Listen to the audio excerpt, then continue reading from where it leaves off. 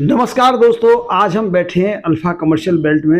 एक ऐसे विषय पर चर्चा करते हैं जो कि राष्ट्रीय स्तर ही नहीं अंतर्राष्ट्रीय स्तर का मामला बना हुआ है। बात करते हैं सीमा हैदर के विषय में, जो कि पाकिस्तान से इंडिया आती है और रबूपुरा कस्बे में, यानी ग्रेटर नोएडा गौतम बुद्ध नगर के रबूपुरा कस्बे में लगभग 1-2 महीने तक रहते हैं, किसी को पता नहीं पड़ता। बड़े ही अफसोस की बात है। यदि बात करें सेक्टरों की या हाई राइज बिल्डिंग में, लोग कहते हैं कि एक दूसरे से कोई संबंध, लेकिन रघुपुरा जैसे कस्बे में कोई एक महिला आती है, किराए के मकान में रहती है। ये एक बड़ा ही ऐसा सवाल है कि कोई भी आदमी बाहर से आके कभी भी कुछ भी कर सकता है। तो मैं आज हमारे साथ बैठे हैं आर्किटेक्ट वीरेंद्र शर्मा जी हैं, साथ में हैं ठाकुर युवराज सिंह आलोक, जो कि कई सामाजिक संगठनों से भी जुड़े हुए हैं तथा राजा भैया की जो पार्टी है उससे जुड़े हैं। तो मैं सबसे पहले सवाल करूंगा ठाकुर साहब से कि हमारे दर्शकों के लिए अपना परिचय देंगे, बताएंगे और उसके बाद चर्चा शुरू की जाएगी। ठाकुर साहब, अपना सबसे पहले हमारे दर्शकों के लिए परिचय दीजिए। देखिए, माननीय राजा भैया की पार्टी से जुड़ा हुआ हूँ और भारतीय किसान यूनियन हिंद का राष्ट्रीय उपाध्यक्ष हूँ। और भी कई संगठन है, ठाकुर युवराज आलोक यूथ ब्रिगेड है, उत्तर प्रदेश स्वाभिमान ट्रस्ट है, उसका संगठन मंत्री हूँ उत्तर प्रदेश का। छत्तीस सेना हमारा एक संगठन है, उसका प्रदेश का महामंत्री हूँ। ये तो अपने मुंह से कहना, आपने पूछा तो इसलिए मैंने बोल दिया, अच्छा नहीं लगता। ये चीजें कर्म से दिखाई देनी चाहिए। बहुत संगठन बन गए हैं, किसानों के भी बहुत बन गए हैं, क्षत्रियों के भी बहुत बन गए हैं। हर संगठन कहता है मैं बड़ा, दूसरे संगठन को छोटा साबित करने की कोशिश करते हैं। साथ में हमारे बैठे हैं वीरेंद्र शर्मा जी, जो कि आर्किटेक्ट भी हैं और मतलब ब्राह्मण समाज के कई संगठनों से भी जुड़े हुए हैं। शर्मा जी, आप भी अपना हमारा 10 मिनट परिचय दीजिए। नमस्कार सभी को। मेरा नाम वीरेंद्र शर्मा है और बाय प्रोफेशन मैं आर्किटेक्ट हूँ और ग्रेटर नोएडा में पिछले 22-23 साल से प्रैक्टिस कर रहा हूँ। सभी फेस वार्ता के जितने भी सुनने वाले साथी हैं, सभी को मेरा दोबारा से नमस्कार है। और ये जो आपने बोला है कि सीमा हैदर के बारे में, ये एक सोचने वाला विषय है, ये राजनीति करने वाला विषय नहीं है।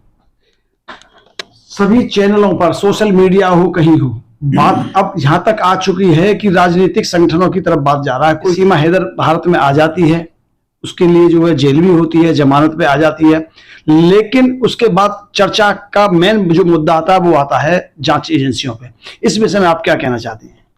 देखिए, ये जितने भी संगठन अपने को बहुत बड़ी बड़ी बातें करते हैं, लेकिन धरातल पर इन पर कोई ना काम है ना कुछ करने की इनके अंदर तमन्ना है। ये बेरोजगार हैं, तो गिद्ध दृष्टि के रूप में ये देखते रहते हैं कि कब कौन ऐसा सगुफा छूटे, कब कौन सी ऐसी चीज आए जिसको ये उस तरीके से लाके आगे बढ़ाने की कोशिश करें। सामाजिक समरसता, सामाजिक सद्भाव बिगाड़ने की कोशिश ये करते रहते हैं, जिससे इनकी रोटियां सिकती रहें। मेरा कहना यह है कि जैसे अब रघुपुरा छोटा सा कस्बा है, वहां पर ये दोनों लोग आकर करीब 1.5-2 महीने रहे। अगर सामाजिक चेतना होती, जो काफी समय से जागरूक करने की कोशिश पुलिस प्रशासन के द्वारा भी और सामाजिक संगठनों के द्वारा भी होती रही है, तो इतनी छिपने की बात ही नहीं चलती कि ये लोगों का पता ही नहीं पड़ता कि हमारे सामने कौन रह रहा है, रेंट पर रह रहा है, क्या है। इतने केस हो गए, इतनी सारी चीजें, दिक्कतें सामने आ चुकी हैं। इतना बोलने के बावजूद भी कि हम लोगों के अंदर सामाजिक जागरूकता नहीं है, चेतना की कमी है। तभी हमें पता नहीं पड़ता कि कौन कैसा व्यक्ति है, कौन आतंकवादी है, कौन शरीफ है। अब जितने भी संगठन है, चाहे हिंदू संगठन हो चाहे मुस्लिम संगठन हो, मैं किसी की उस तरीके से बात नहीं करता, उससे कोई अदरवाइज ना ले और उस तरीके से पूर्वाग्रह से ग्रस्त होकर नहीं सोचना चाहिए। इन संगठनों को सबसे बड़ी चीज अपना सामाजिक जो हमारा रूप बना हुआ है, धर्मनिरपेक्ष हमारा देश है, उसको बनाए रखने के लिए, सामाजिक समरसता बनाए रखने के लिए, राष्ट्रीयता की भावना को बिखरने नहीं देना चाहिए। उस तरह की बातें नहीं बोलना चाहिए। जैसे अभी कई संगठन हैं, मुस्लिमों के भी हैं, उस पर गिद्ध दृष्टि लगाए हुए हैं और अनाप शनाप बातें कर रहे हैं, सारे एक हो गए हैं और इसके द्वारा अपनी रोटी सेकना चाहते हैं। तो इस चीज का मैं विरोध करता हूं। और जहां तक इन दोनों की बात है, उसको समाज से पहले पुलिस प्रशासन से जो कानूनी दावपेच होते हैं, पूरी जांच होना चाहिए, पूरी विवेचना होना चाहिए। और जो भी जांच में चीज निकलने आती है, कानून को पूर्ण रूप से बिना निष्पक्ष हुए, बिना धर्म की बात करते हुए, धर्म वर्ग जाति की बात ना करते हुए, अपना जो भी डिसीजन है, जिसने गलत किया, ये हो भी सकता है कि वो पाकिस्तानी जासूस हो, नहीं भी हो सकता, हम नहीं कह सकते उसे जब तक ये जांच से साबित ना हो पाए। लेकिन ये कानून का काम है, ये जांच का विषय है, ये पुलिस प्रशासन का काम है कि इसमें तत्परता से जांच करें। यहाँ वो रहते हैं 1.5-2 महीने, यहाँ से राजस्थान चले जाते हैं, अब बात का इतना बड़ा बतंगड़ बन जाता है कि सत्य पता नहीं पड़ता सत्य क्या है। अब मैं अपने मुंह से बोल दूं तो अच्छा नहीं लगेगा। जब तक ये चीज कोर्ट के माध्यम से, जांच के माध्यम से सामने ना आए, तब तक हमको अनर्गल वार्तालाप से, अनर्गल नारेबाजी से सामाजिक सद्भाव समरसता को नहीं बिगाड़ना चाहिए। हमारा हिंदुओं के पर्व आ रहे हैं, पूरा महीना सावन का 2 महीने का है, तो उसमें किसी तरीके का कावड़ियों के प्रति या हमारे धर्म या हमारे त्योहारों के प्रति सद्भाव बिगड़े, वो अच्छा नहीं लगेगा। योगी जी की सरकार इस चीज में मुझे ऐसा लगता है तत्पर है। कानून व्यवस्था को देखते हुए आगे की सरकारों को भी देखना चाहिए और माननीय न्यायालय को भी इसमें अपना दखलंदाजी करना चाहिए। जी धन्यवाद। इसमें आप शर्मा जी क्या कहना चाहते हैं? अब भाई लोग कह रहे हैं कि पाकिस्तान है, वो गदर फिल्म का पार्ट 2 आ गया इस तरह से, तो इसमें आप क्या कहना चाहते हैं? ऐसा नहीं कि दूसरे देशों से शादी नहीं हुई है, दूसरे देशों से स्त्री नहीं आई यहाँ पे शादी करने के लिए, लेकिन यहाँ पे थोड़ी सी घटना अटपटी लगती है।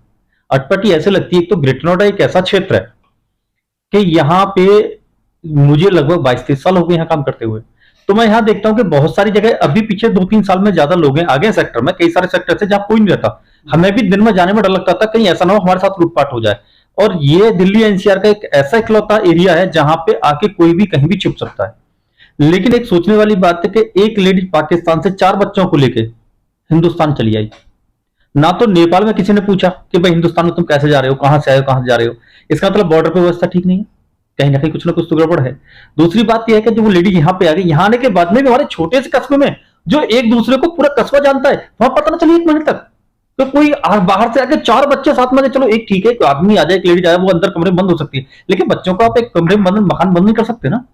तो ये बहुत जांच का विषय है, इस पे जांच होनी चाहिए और सही निष्कर्ष निकलना चाहिए, वो पुलिस के द्वारा भी, जांच एजेंसियों के द्वारा भी और माननीय न्यायालय के द्वारा भी। वैसे हमारे यहाँ पे जो उत्तर प्रदेश में इस समय शासन है, योगी जी का शासन, वो बहुत ही शानदार शासन है, वो सारी स्पष्टीकरण मिल जाएगा। लेकिन थोड़ा सा दुख ये हुआ कि यहां से निकल के वो लोग राजस्थान चले गए, राजस्थान में जाकर पकड़े गए, ये थोड़ा सा एक जांच का विषय है। वो लेडीज यहाँ आई तो यहां से राजस्थान क्यों गई? ये कई सारी चीजें हैं जिन पे निकलना चाहिए। ठीक है, आपस में सौहार्द नहीं बिगाड़ना चाहिए, देश का सौहार्द है। इस समय अभी भाई साहब ने बताया कि जैसे त्योहार का सीजन चल रहा है, 2 सावन आए, 18-19 साल बाद ऐसा योग बना के 2 सावन एक साथ पड़े, तो इसको हर्षोल्लास के साथ मनाया जाए और इस पर जांच की जाए। देखा दर्शकों, संक्षिप्त में बहुत कुछ कह दिया, ना कोई राजनीतिक बात सामने आई, ना कुछ ऐसा है। सबसे पहले वही कहा कि जो बात है कि यानी जांच का विषय है और जांच होनी चाहिए। जांच के बाद जो भी निष्कर्ष सामने निकलेगा उसी तरह का आदेश दिया जाएगा। इसी के साथ हम शीघ्र ही मिलेंगे। मिलते रहिए, बनते रहिए हमारे साथ। मैं भारत भूषण शर्मा। यदि आपको हमारी खबरें पसंद आती हैं तो चैनल को सब्सक्राइब करें, बेल आइकन दबाएं। नमस्कार।